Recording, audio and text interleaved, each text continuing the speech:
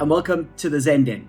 So we're going to call these moments little recharge moments. They're opportunities for you to recharge, but also to get some tips, tools, and practices on how to look after your mental wellness, to proactively look after your mental wellness. Today we're going to speak about something that cognitive behavior therapists call ants.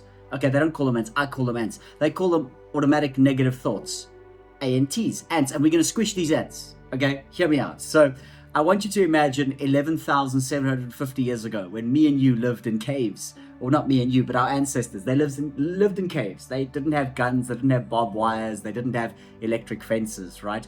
And so they were in danger a lot of the time, and everything was out to hurt them. The lion, the hardy-dar, the squirrel, the spider, the snake, they didn't have anti-venom.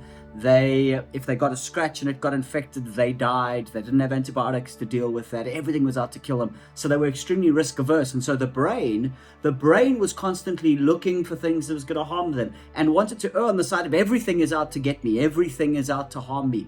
You have, thanks to epigenetics, you've got that same brain. It's exactly the same brain.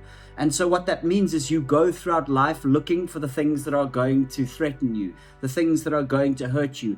The threats, the negative thoughts, right? These are all these negative thoughts, and your brain is constantly doing that. So you've got a brain, and it's called the negativity bias, that focuses on the negative. So these negative thoughts, they almost feel automatic, and that's why they call them automatic negative thoughts.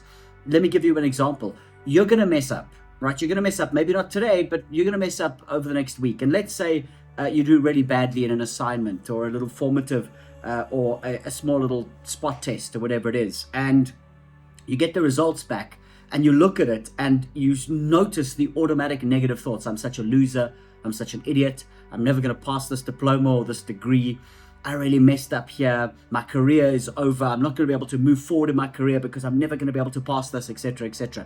It catastrophizes, but these automatic negative thoughts start popping up. And so what I'm going to ask you to do is not necessarily kill the ants, right? Because the thing that you've got to remember is that you can't change thoughts. You can allow thoughts just to be, and then you can go and you can think about something else. So you can direct your mind to something else. And that's what I want you to do. I want you to notice the negative thought, and then we're going to squish it, but we can't really squish it. So we're just going to let it be. We're going to let the ant be. We're going to let the ant walk away.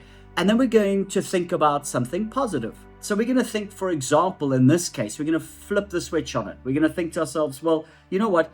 Everybody messes up now and again. I'm not always going to be perfect. Maybe this could be a learning opportunity for me.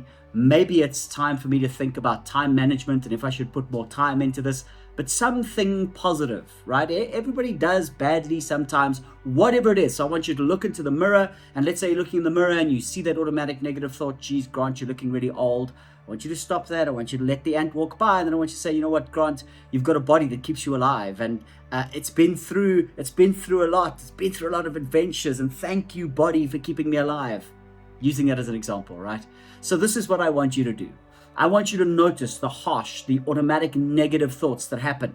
And what I want you to do over the next week is I want you to try, and I know it's not that straightforward, but try straight afterwards, just placing a less harsh, more positive thoughts straight afterwards.